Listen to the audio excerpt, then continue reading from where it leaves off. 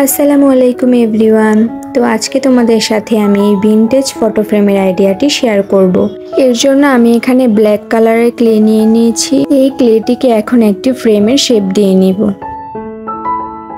এখন ক্লেটিকে চেপে চেপে একটু সমান করে নিব। এখন ব্ল্যাক কালারের ক্লে দিয়ে এই ফ্রেমটির উপর ছোট ছোট করে ডিজাইন করে নিব। এখন একটি কলমের সাহায্যে আমি এখানে একটু ডিজাইন করে নিচ্ছি। এখন এই ফ্রেমটিকে ভিনটেজ লুক দেওয়ার পালা। এর জন্য আমি এখানে একটি স্পঞ্জের সাহায্যে গোল্ডেন কালার নিয়ে এই ফ্রেমটিতে কালার করে নিচ্ছি।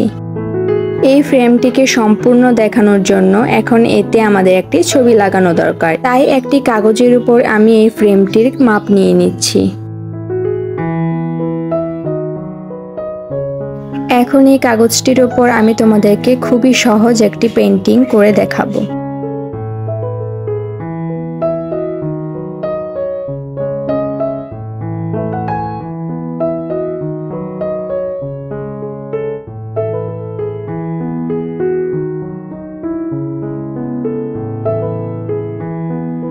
পেন্টিংটি কমপ্লিট হয়ে গেছে। এখন এটিকে আমি কেটে নিব।